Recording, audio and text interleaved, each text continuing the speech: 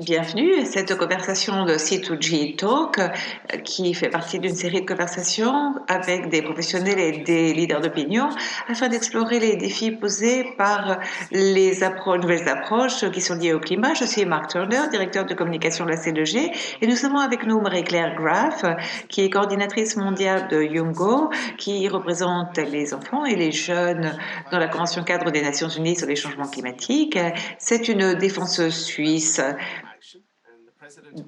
dans l'action climatique et elle est présidente de l'Association suisse d'organisation des étudiants pour la durabilité, vice-présidente des Jeunes Suisses pour le climat, et elle est également leader de Climat Reality et elle est fondatrice d'une initiative nouvelle de collaboration massive qui s'appelle C-Square et qui recueille des données empiriques et des actions des citoyens.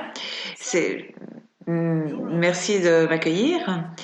Donc, vous êtes coordinatrice mondiale des jeunes et des enfants de Youngo pour la Convention cadre des Nations Unies. Que pensez-vous de ce qui est fait actuellement dans le climat pour lutter contre la crise climatique? Eh bien, je crois que les jeunes sont de plus en plus désespérés, car il y a 5 ans, il y a eu l'accord de Paris auquel nous avons assisté. Nous étions tous très enthousiastes. On allait limiter le réchauffement global à 2 degrés centigrades dans le but d'essayer de le limiter à 1,5, ce qui est ce que défendaient les jeunes. Et toutefois, malgré ces accords internationaux, malgré aux autres mesures et d'une plus grande prise de conscience sur le climat, et pour les jeunes du monde entier, nous voyons que les émissions continuent à augmenter. Il y a peu, nous avons vu le dernier rapport et la courbe continue à grimper en flèche. Elle n'est pas du tout aplatie. Donc, nous sommes loin d'atteindre un niveau d'émission net zéro. Et donc, il y a des effets psychologiques, de frustration, en particulier auprès des jeunes. Et toutefois, c'est encourageant de voir qu'il y a des pays qui font des efforts et qui font des choses dans ce contexte de pandémie, mais ça ne suffit pas. Et 2020 a été une année très importante et 2019 également pour l'action pour le climat des jeunes. En 2019 a été réalisée la réunion sur le climat des Nations Unies et il y a eu beaucoup d'initiatives entreprises par les jeunes. 2020 allait être une année encourageante, mais soudain est arrivée la Covid.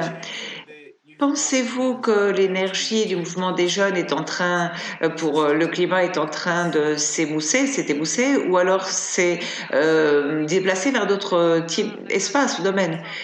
Eh bien, dans la dernière conférence sur le climat des Nations Unies, nous avons été choisis, Etta Alicani de l'Inde et de moi comme coordinatrice mondiale de Youngo. Ça a été un sommet particulier qui devait se célébrer au Chili, mais une semaine avant, ça a été déplacé à Madrid. Et il s'agit de la réunion de plus grande ampleur de toutes les Nations Unies qui rassemble 25 000 personnes. Et donc en quelques jours, ça a été déplacé à Madrid. Donc ça a laissé une sensation étrange, un sentiment étrange, car finalement le sommet ne s'est pas célébré comme il se devait.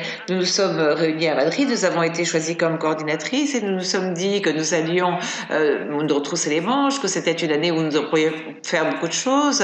Nous avions le processus des contributions déterminées au niveau national et nous avions à l'esprit beaucoup d'actions à entreprendre. Nous pensions que 2020 allait être une année cruciale pour le climat dans laquelle nous arriverions à infléchir la courbe des émissions.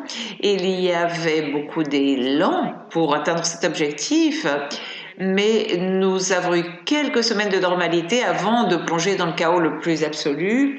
Et donc, ça a été particulièrement difficile pour les jeunes de faire entendre leur voix dans la convention cadre et dans tous les processus associés. Et également, c'est une époque très difficile pour les jeunes car ils sont enfermés chez eux avec les distances sociales et c'est particulièrement dur pour nous. Toutefois, nous tentons de faire entendre nos voix à travers différentes initiatives, même si c'est difficile car beaucoup des négociations se célèbrent désormais à huis clos et donc nous n'avons pas l'occasion d'y être présents et de participer à ces discussions climatiques, même si nous essayons d'explorer différentes possibilités, même si c'est difficile.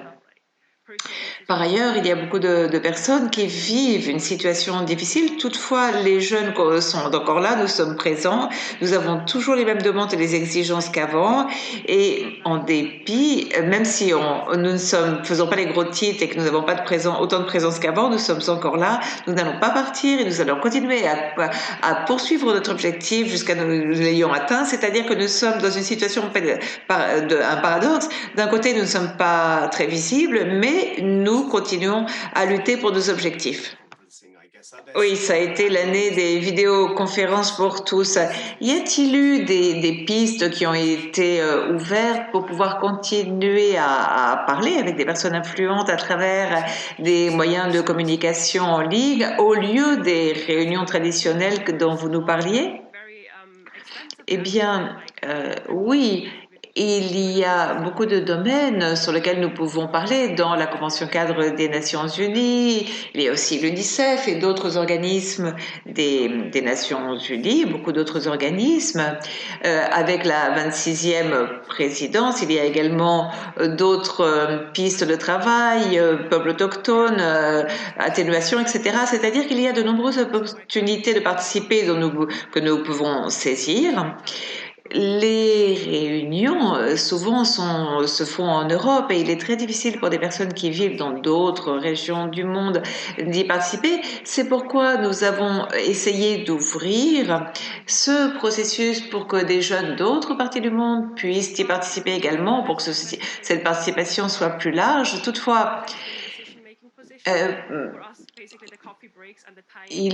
comme nous, les jeunes, nous ne sommes pas dans le processus officiel de prise de décision, et bien quand véritablement nous avons l'occasion d'exercer de l'influence, c'est pendant la pause café ou dans les couloirs, ce qui n'est pas possible actuellement. Je crois que nous en sommes tous là en ce moment, chacun depuis notre propre expérience et point de vue. J'aimerais donc parler de l'élimination du CO2, qui est l'un des sujets qui nous intéressent et dont nous visons à atteindre les émissions net zéro et l'objectif de limiter le réchauffement planétique à 1,5 degré. Depuis le point de vue des militants pour le climat et compte tenu du rapport spécial du GIEC sur le réchauffement climatique à 1,5 degré,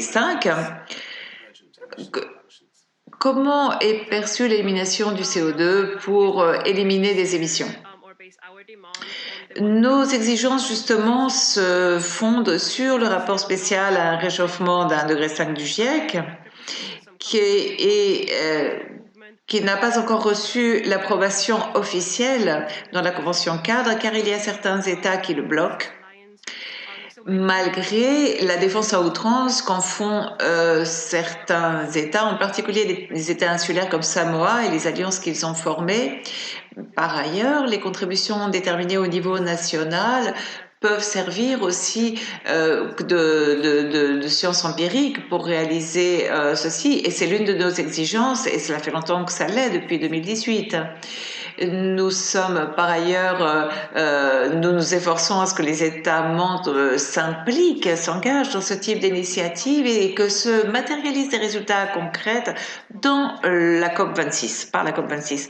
Nous avons différents points de vue de genre, des perspectives agricoles. Il y a des jeunes qui viennent de régions inondées, par exemple. Donc les jeunes ont un intérêt particulier et tangible dans ce domaine et leur donner l'opportunité de faire une contribution peut ouvrir la porte à des innovations. Pour moi, c'est mon cas. Moi, je viens de la formation, de l'éducation, de l'enseignement. Et c'est très intéressant d'ouvrir de nouvelles pistes et d'explorer de nouvelles opportunités. Il y a beaucoup de personnes qui s'intéressent au climat à travers l'élimination du CO2 ou qui s'intéressent dans des projets, des avancées technologiques. C'est-à-dire qu'il y a beaucoup de personnes qui s'approchent à ce thème du climat à travers la technologie, par exemple, mais qui finissent par en apprendre beaucoup sur de nombreux éléments. Il y a des gens qui s'approchent du climat avec un point de vue qui n'a rien à voir avec la technologie, mais nous avons un groupe technologique dans lequel on donne de la formation, beaucoup de formation, et surtout une formation qui est surtout basée sur le développement des énergies renouvelables qui sont en essor dans de nombreux pays. Donc il y a là une occasion de ce que chaque jeune puisse contribuer avec ses connaissances, c'est-à-dire que les jeunes sont conscients de l'élimination du CO2. C'est quelque chose qui est envisagé dans le rapport spécial du GIEC sur le réchauffement à 1,5 degré, et ceci est notre document de référence officiel. Ces technologies, l'élimination du CO2, peuvent englober des approches fondées sur la nature, en plus des approches technologiques. Pensez-vous qu'il y a une différence ou des différences lorsqu'il s'agit d'envisager d'opter soit pour des options fondées sur la nature, soit des options technologiques? Il y a une contextualisation différente. Par exemple, il y a des personnes qui sont plus favorables aux approches fondées sur la nature par rapport aux approches technologiques. Donc, quel est le sentiment dominant? Eh bien, les jeunes, en général, sont férus de technologie. Donc, il y a beaucoup de différences, beaucoup de variétés. Il y en a qui sont pour l'application des technologies et d'autres qui prônent pour des approches totalement naturelles. Et cela dépend de l'expérience et des antécédents de ces jeunes. Par exemple, les options fondées sur la nature sont basées sur le maintien des sols, du humus, les sols noirs, des forêts. Et par ailleurs, il peut qu'il n'y ait pas ces opportunités parce que peut-être il y a peu d'espace et toutefois, il peut alors y avoir plus de panneaux solaires, de fermes éoliennes, etc., des fermes solaires. Donc, il y a une plus grande exposition à la technologie. Donc, tout dépend d'où viennent les gens et cela va faire une participation différente. Mais on mise beaucoup sur des pratiques agricoles plus respectueuses de l'environnement, sur des pratiques naturelles pour fonder des puits de carbone naturels. C'est-à-dire qu'il y a beaucoup de jeunes qui prônent pour des solutions fondées sur la nature, mais également beaucoup de jeunes qui sont pour le transfert de technologies, par exemple dans le système de gouvernance. Donc, nous avons des défenseurs des deux perspectives, y compris des personnes qui sont pour les deux à la fois. Lorsque je parle d'élimination du CO2, lorsque on mentionne donc l'élimination du CO2, est-ce qu'il y a un lien qui est fait directement avec la technologie? Si c'est la technologie qui vient à l'esprit, alors c'est-à-dire est-ce que les personnes comprennent ce que cela veut dire que l'on doit non seulement arrêter d'émettre du carbone, mais également de l'aspirer de l'atmosphère? Je crois qu'il y a des détails dans différents aspects qui sont liés au climat qui nous échappent. Par exemple, si l'on parle de financement climatique, je sais quelles sont les grandes lignes, mais si l'on commence à entrer dans les détails, là, je perds le fil. Et je crois que c'est le cas de beaucoup de jeunes. La plus grande partie des personnes savent quel est le rôle du sol, des deux océans et des bois, mais si l'on entre dans les détails, et en particulier si ce sont des détails technologiques des différents instruments disponibles, eh bien, surgissent des difficultés, bien entendu, c'est plus difficile de comprendre. Alors, par ailleurs, ce n'est pas un sujet qui est largement débattu. Et il est difficile de trouver des informations adéquates. Ce n'est pas quelque chose dont on parle en général dans les réseaux sociaux, par exemple. Donc, on est moins exposé au contenu qui est lié à l'élimination du CO2 et donc c'est moins connu. Pour ce qui est de l'élimination du CO2, il y a d'autres approches également qui peuvent être intéressantes. Et en plus de l'élimination du CO2, c'est-à-dire que ce sont d'autres approches qui sont connues que la modification du rayonnement solaire, qui consiste essentiellement à refléter de la lumière solaire dans l'espace avec des techniques comme l'éclaircissement des nuages marins ou l'injection d'aérosols dans la stratosphère. Dans la communauté dans laquelle vous évoluez, est-ce que ces idées sont connues? Oui, je crois qu'elles sont connues. Il y a même certaines personnes qui portent un intérêt à ces choses et certaines ont même des connaissances approfondies de ces sujets. Mais ça reste un sujet marginal sur lequel dont parlent des experts. Il y a par exemple des questions de genre, d'agriculture qui suscitent une participation plus grande, alors que ces sujets plus spécifiques ne suscitent pas un intérêt aussi vif. Il n'y a pas beaucoup d'experts à ce jour et les différentes solutions technologiques sur les différentes technologies disponibles, mais il y a beaucoup de jeunes qui savent que ceci existe. Comment peut-on en apprendre plus sur ces idées? Est-ce que vous pensez que les jeunes sont disposés à en apprendre plus sur ces questions, sur ces approches? Comment peut-on faire en sorte que les personnes les comprennent mieux et comment peut-on peser les différents risques auxquels nous sommes exposés? C'est un sujet sur lequel nous réfléchissons beaucoup de notre initiative, c'est-à-dire comment pesons-nous le risque qu'il y a à faire quelque chose face au risque qu'il y a à ne rien faire. Et nous assumons le risque que suppose l'application des approches de modification du rayonnement solaire ou alors nous explosons au risque qu'il y a à ne rien faire face à la crise climatique. Comment peut-on faciliter un dialogue et une réflexion sur ce sujet? En termes généraux, pour que les gens se familiarisent, il y a en général un groupe d'experts, de personnes intéressées qui commencent à parler de ces thèmes et qui impliquent les personnes qu'ils ont autour d'eux et qui finissent par impliquer les personnes qui viennent d'autres domaines. Chez Youngo, ce que nous faisons, c'est que nous regroupons différents sujets et nous tentons toujours différents thèmes avec une approche climatique, par exemple genre, adaptation, finance et agriculture, éducation et atténuation. Et nous faisons en sorte de faire converger différents sujets, bien entendu toujours dans le sein des Nations Unies où est notre organisation et nous approchons une approche climatique, mais il faut débattre sur l'élimination du CO2, sur la modification du rayonnement solaire. Nous essayons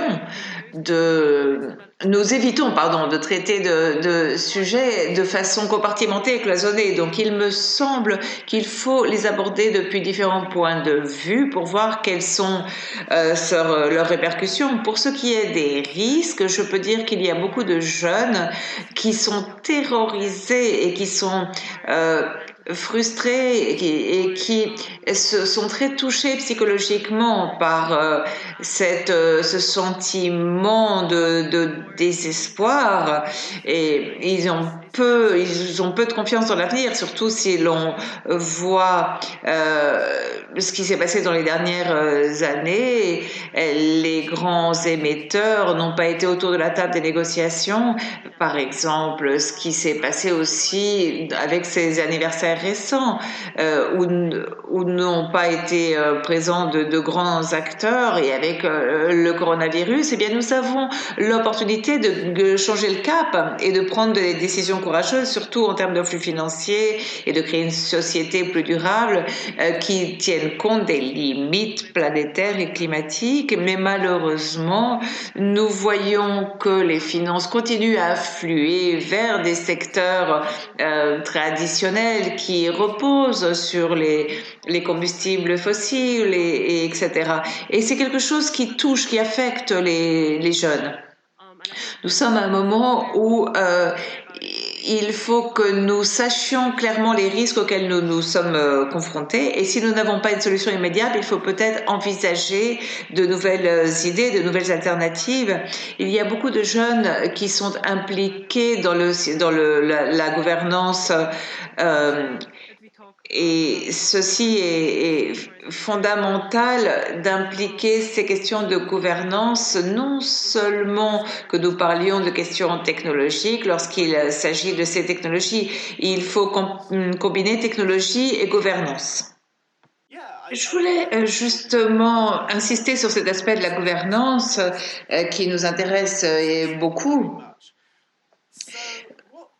Quel rôle, d'après vous, peuvent jouer les jeunes pour fixer une gouvernance de ces approches en comprenant la gouvernance, depuis notre point de vue à la C2G, comme quelque chose de très large qui englobe tout le processus, depuis le débat, l'apprentissage de ce type d'alternative ou d'approche, d'une façon pratique. Que peuvent faire les jeunes pour commencer à forger ce processus de gouvernance, sachant que cela va demander beaucoup de travail et que l'on parle beaucoup surtout de l'élimination du CO2, mais également, et on commence à parler de la modification du rayonnement solaire.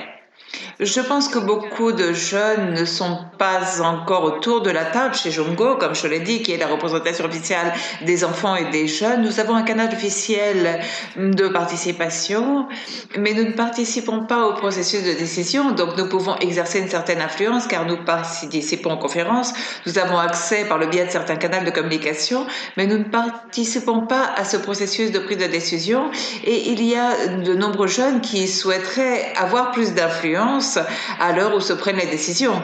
Et nous avons une certaine influence, mais nous ne sommes pas chargés ni de prendre ni de mettre en œuvre les décisions.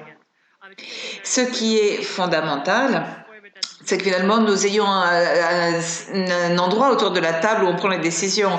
Mais il est clair qu'actuellement, les décideurs sont très réticents à ouvrir cet espace à davantage de personnes et surtout aux jeunes. Mais ce ne sont pas simplement les jeunes qui parlent de questions économiques, par exemple, qui peuvent se faire de façon différente. En fin de compte, nous défendons une nouvelle vie. Nous ne sommes pas seulement les jeunes, mais également d'autres acteurs, d'autres protagonistes qui veulent sortir de ces structures dominantes. Et il serait très encourageant de disposer d'experts jeunes quand sont fixés les programmes de mesure et les actions pour pouvoir faire en sorte que de créer ces capacités, de faire connaître les thèmes adéquats. Nous faisons connaître quelles sont nos priorités à travers différents documents que nous présentons par exemple à la COP ou d'autres types de réunions, mais il est fondamental de savoir comment fonctionne cet espace pour voir où est notre place, car cet espace dans lequel nous évoluons est très compliqué et les jeunes ont peu de temps, donc il est fondamental qu'ils comprennent dans quel espace ils évoluent pour savoir ce que l'on peut faire, ce qu'ils peuvent faire. Parfois, et nous pouvons participer à ces réunions, ou telle ou telle réunion, mais nous ne pouvons pas continuer et parfois on nous ferme la porte au nez parce qu'ils n'ont pas le temps de nous écouter. Et à moins que nous disposions d'un groupe spécifique qui se consacre à un thème complet à l'ordre du jour, eh bien dans ce cas-là, les jeunes, il est très difficile que les jeunes fassent un apport significatif car nous ne faisons pas partie inhérente de la table des décisions, pour le dire d'une certaine façon. Et ces lignes, canaux de communication que vous avez, donc pour exercer une certaine influence, comment fonctionne-t-il?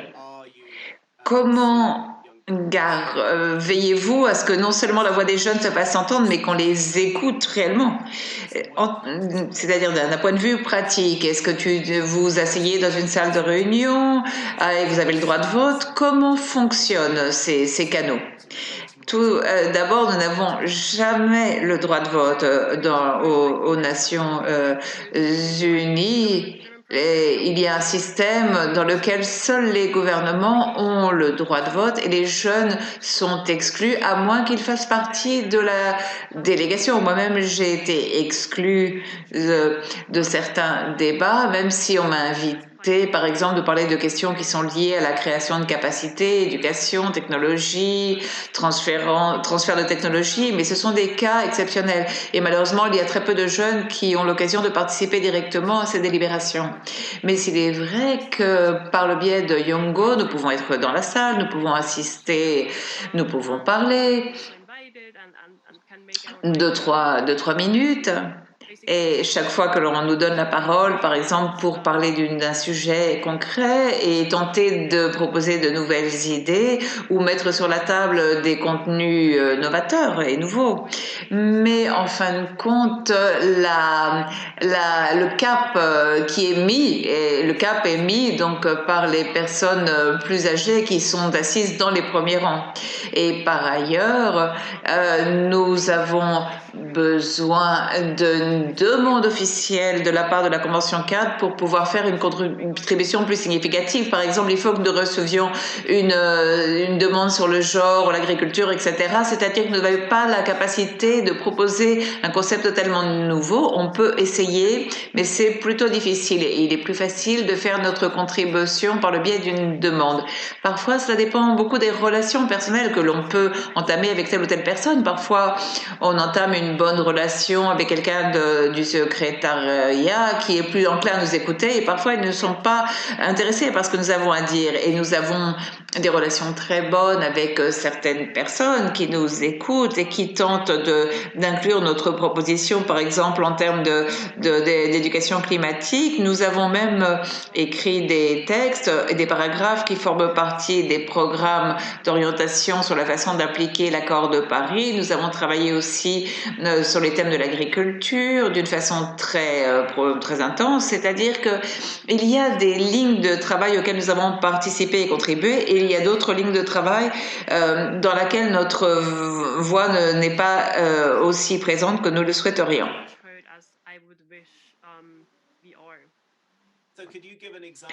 Pourriez-vous nous donner un exemple dans lequel le processus a bien fonctionné, dans lequel on vous a écouté et on a pris des décisions à la lumière de ce que vous avez dit? Je ne sais pas si vous pourriez nous citer un exemple qui illustre ce qui fonctionne. D'une façon générale, nous essayons de proposer tout ce que nous pouvons pour que notre point de vue soit inclus, mais je le répète, il y a beaucoup d'interlocuteurs et beaucoup de parties prenantes. Nous avons beaucoup travaillé avec le fait de donner des moyens en termes de climat, avec des actions à la mesure et dans différents forums, et non seulement dans la Convention cadre, mais également dans des forums organisés par Youngo, dans lesquels nous avons recommandé des personnes qui se consacrent à proposer des points pour ce type de mesures et également dans les orientations de Katowice, il y a certaines de nos propositions. Mais les pays peuvent décider de ne pas en tenir compte, mais au moins on écoute ce que nous pouvons proposer. Et ça a été un processus qui a très bien fonctionné, même si le fait d'avoir un document de politique ne veut pas dire que les choses vont aboutir. Il y a beaucoup de documents, mais il est fondamental de joindre le geste à la parole et nous tentons également de nous adapter à la situation de chaque pays, par exemple dans le cadre des contributions déterminées au niveau national. Nous avons vu beaucoup d'exemples encourageants également de la participation des jeunes dans les différents pays. Et je ne veux pas que vous m'interprétiez mal, c'est très bien d'avoir un document qui a des bonnes intentions, mais si les pays finalement ne font rien, eh bien c'est voué à l'échec. Les choses peuvent rester sur le papier pour à jamais, mais ce qui est important, c'est de les mener à terme. Donc il est fondamental de travailler aussi au niveau national et il est important de disposer d'un cadre robuste et clair au niveau international qui soit utile, mais finalement il faut articuler tout ceci au niveau national car c'est le niveau où les choses se font. Comme vous disiez, 2020 devait être l'année apothéose pour les mesures climatiques. Et donc maintenant, est-ce que ça va être 2021 à votre avis? Bon, 2020 et 2021 ne vont pas être comparables justement en raison de la situation difficile dans laquelle nous sommes. Et je crois que nous allons vivre les conséquences du coronavirus également dans les années à venir, et avec des conséquences économiques et des conséquences d'ordre différents, les conséquences en termes de santé, non simplement physique, mais également mentale. Et également, malgré les vaccins, il va y avoir des effets qui vont se faire ressentir pendant de nombreuses années. Mais il y a un bon exemple avec ce qui s'est passé car cela montre ce que l'on défend, à savoir que si l'on traite une crise comme une crise, on obtient des choses. À partir du moment où on a appelé on a signifié appeler le coronavirus pandémie, se sont ouvertes de nombreuses possibilités. Il y a eu des signes de solidarité que je n'avais jamais vus auparavant entre différentes générations, entre différents niveaux sociaux, différents groupes de personnes qui dans le monde d'avant ou normal mal n'auraient pas fait attention les uns aux autres. Et dans le domaine financier, nous avons vu des flux d'argent gigantesques que je n'avais jamais vus et je me suis dit, mais d'où sort tout cet argent? C'est-à-dire qu'il y a eu beaucoup de choses qui fonctionnent et chaque fois que nous avons une campagne de sensibilisation pour le climat, on nous dit toujours qu'il y a un manque d'argent et maintenant il y a de l'argent à foison. Donc ceci nous prouve que si l'on traite une crise comme une crise, toute chose est possible et ceci est notre cause pour cette année. C'est ce que nous allons défendre. Mais je crois qu'au cours des années à venir, nous continuerons à lutter dans des régions très touchées par le coronavirus dans différentes régions du monde et certainement jusqu'à l'été qui vient ou l'automne qui vient, on ne sera pas vraiment préparé pour les négociations climatiques car les pays auront les yeux tournés vers d'autres choses, même s'il peut y avoir des endroits qui s'en sortent un peu mieux. Mais il va être très difficile de se préparer de façon adéquate dans différentes régions du monde, non simplement en raison du coronavirus, mais également d'autres épidémies qui peuvent frapper dans d'autres régions. Il y a d'autres types de problèmes comme les inégalités qui existent sur toute la planète, donc les grandes inégalités. Donc combler ces lacunes et ces manques va être de plus en plus difficile, surtout pour des personnes de certaines régions du monde, ou pour des jeunes par exemple, qui doivent récupérer ce qu'ils ont perdu en termes d'éducation et ceci ne va pas disparaître d'un coup de baguette magique. Donc la crise climatique ne va pas être la première préoccupation, mais ce sera à l'avenir. Tout ce que vous avez dit me semble très intéressant. Vous avez utilisé le verbe récupérer ou restaurer, qui est quelque chose qui s'utilise également lorsque l'on parle de la planète et du climat. Est-ce que cela vous semble une façon adéquate d'aborder et d'envisager cette crise? Eh bien, lorsqu'on utilise ce mot restaurer, en général, on fait référence à la restauration des écosystèmes, au reboisement.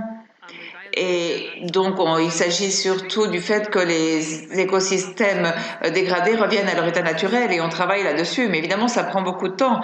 Un écosystème a besoin pour se récupérer, pour être restauré, après avoir souffert de déboisement, eh bien, il demande beaucoup de temps, des dizaines d'années. Ça ne va pas être restauré en un mois ou en 6 mois. Et nous parlons de périodes très longues. Et c'est un autre problème, par exemple avec le coronavirus, même si nous avons donc un vaccin, il y a de nombreuses conséquences en termes sociaux et économiques qui vont se faire ressentir pendant de très longtemps. Et en dépit de tout l'argent inverti dans le système jusqu'à présent, on ne va pas résoudre les questions fondamentales, qui sont des questions d'inégalité. Nous voyons par exemple que la plus grande partie de l'argent continue à aller vers la partie ancienne des affaires et on n'utilise pas cette occasion pour transformer l'économie comme il faudrait le faire. Pour ce qui est du terme restaurer ou récupérer, c'est vrai que c'est beaucoup utilisé pour les écosystèmes, mais comme vous le disiez, il y a également d'autres personnes qui font référence à la restauration, par exemple, de technologies, de propositions, de modification du climat et qui sont sur la table en quelque sorte. C'est-à-dire qu'il faut se demander si l'on peut restaurer, mais restaurer quoi? Et récupérer quel état antérieur? Et quelle est la situation finale, l'état final auquel nous voulons parvenir? Cette façon de contextualiser le problème est de plus en plus large. Et je ne sais pas, cela s'accompagne de ses propres questions. Dans le Forum économique mondial, il parle de reset, de réinitialiser, par exemple, au lieu de dire récupérer ou restaurer. Et il est vrai que le système climatique est intimement lié au système économique et social. Et nous ne pourrions pas résoudre cette crise ni forger un futur plus durable si nous continuons avec des pratiques traditionnelles. On ne va pas obtenir l'avenir que les jeunes veulent. Dans la COP23, il y a eu beaucoup de dialogues sur le monde que nous voulions et comment y parvenir. Et le monde que la majeure partie des gens envisagent est très différent du monde que nous avons aujourd'hui. Donc, lorsque l'on parle de réinitialiser, de restaurer ou de récupérer, il semble que l'on veut revenir au monde que nous avions avant 2020, mais ce n'est pas ce que veulent la plus grande partie des personnes. Et il est vrai que l'on parle de réinitialiser ou de restaurer, mais pour retourner à un monde que nous n'avons jamais véritablement vécu. Moi, le monde que je veux, c'est un monde que je n'ai jamais connu jusqu'à présent. Et probablement qu'il est plus facile de véhiculer un message de restauration, de récupération, au lieu d'imaginer quelque chose de complètement nouveau. Mais je ne pense pas que ceci soit conforme au désir des personnes et que je ne pense pas que c'est conforme à l'avenir que nous voulons et que nous imaginons véritablement. C'est une question très délicate qu'il est difficile d'assimiler. Et donc, à titre personnel, comment gardons-nous l'espoir sans nous leurrer? Comment restons-nous motivés? Comment gardons-nous une sorte d'élan, d'enthousiasme pour aller de l'avant sans tomber dans le découragement? Donc vous, à titre personnel, comment faites-vous face à cette situation qui est fréquente lorsque l'on travaille dans ce domaine, c'est-à-dire de reconnaître que la situation est sérieuse et grave, mais essayer de garder l'espoir pour l'avenir? Eh bien, c'est justement l'une des raisons pour lesquelles je participe à Youngo et pour lesquelles je continue à participer dans cet espace en dépit des problèmes et des choses complexes. Cette année a été très chaotique, mais les personnes qui ont assisté à la COP savent que ça peut être très stressant, ce processus peut être très stressant et tous les commentaires qui sont recueillis après peuvent l'être aussi, mais c'est l'espace dans lequel les choses sont décidées et dans lequel on peut avancer en dépit de toutes les difficultés, et c'est ce qui me motive à aller de l'avant, ce qui me donne de l'espoir, car il est clair que je travaille avec des personnes qui travaillent depuis très longtemps sur cette question et qui ont une expérience que je ne peux pas avoir à mon âge, mais j'ai l'espoir, j'ai confiance dans ce processus, et je pense que ce processus de la Convention 4 et d'autres processus externes vont pouvoir profiter de cet élan pour changer les choses et pour tout le pouvoir de changement qui existe. Et je pense que c'est ce qui doit nous encourager à aller de l'avant, et nous devons continuer à avancer, car très bientôt nous allons arriver à un point de non-retour. Donc il faut nous préparer justement pour faire face à ce point de bascule et nous fixer sur la science climatique et sur ce que nous dit le système climatique, et j'espère que nous allons atteindre un point de bascule en termes de mesures avant d'arriver à un point de changement irréversible de changement climatique. Merci beaucoup, j'ai été ravie de parler avec vous. Merci.